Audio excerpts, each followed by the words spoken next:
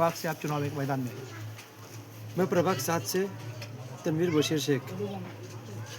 हमारे जो प्रभाग में है सबसे ज़्यादा काम रह चुके हैं। इसके पहले जो है जलनगर में बारिश जब आती है तो पानी पूरा भर जाता है, लोगों के घर में बारिश का पानी भर जाता है, क्योंकि जो बारिश का पानी निकलना चाहिए नालियों से वो निकल नहीं रहा है, क्योंकि सारी चीज़ें ब्लॉक होके है।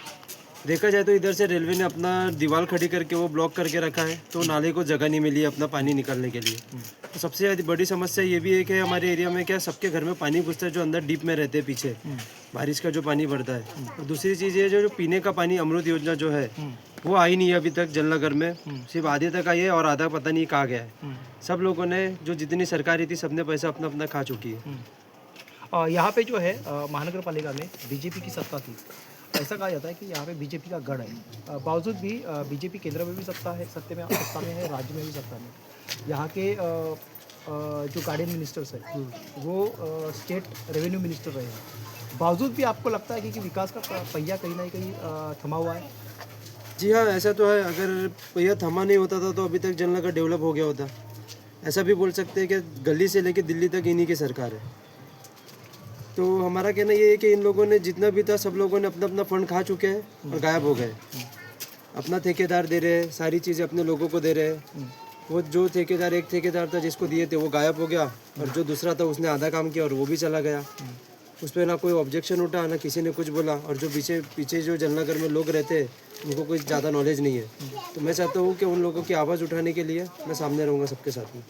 आपको और कौन सी समस्या है जो ऐसा लग रहा है कि यहाँ की जैसे स्लम डेवलपमेंट है, जैसे घरकुल का विषय है, प्रधानमंत्री आवास योजना का विषय है, ये सारे विषय जो है लोक प्रशासन ने पिछले 4-5 साल से, जिसके कारण ये बेनिफिशियरीज जो है वो वहाँ पे जाते हैं महानगर पालिका में, लेकिन धक्के खा के वापस आते हैं। तो आप कौन से सदन में कौन सा मुद्दा उठाओगे?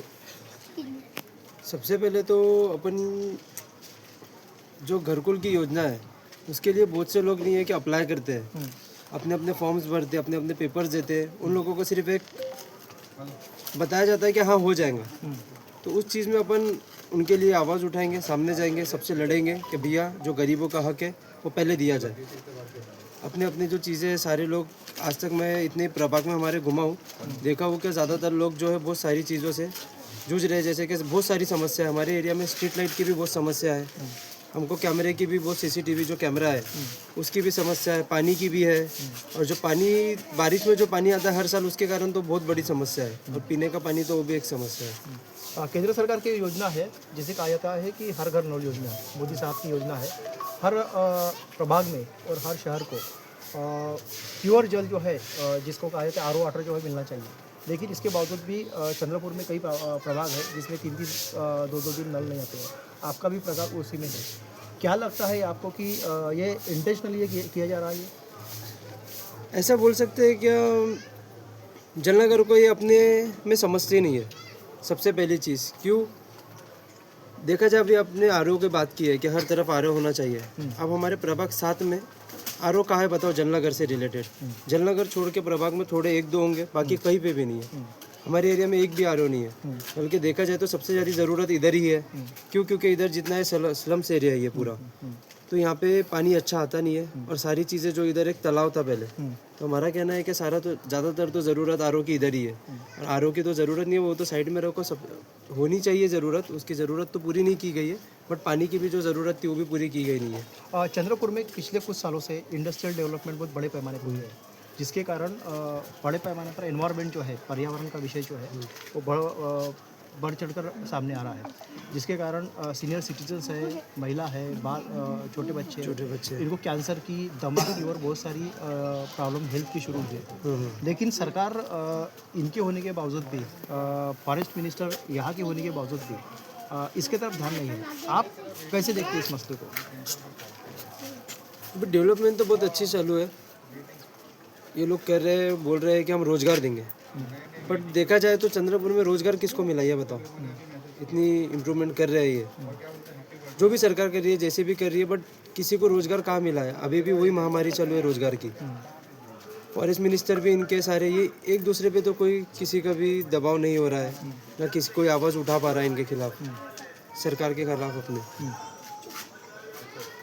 आपने वंचित के साथ में अलायंस किया है, यहाँ पे जो है वंचित के साथ में अलायंस करेक्ट हुआ है। करेक्ट। बराबर। वंचित ऊपर लेवल पे बीच में वंचित के साथ में जो अलायंस हुआ था वो ब्रेक हुआ था। अ, कुछ विधानसभा चुनाव में उनके साथ में ब्रेक हुआ था, अलायंस किया था उन्होंने बाला साहब आम्बेडकर ने, लेकिन ब्रेक हुआ था।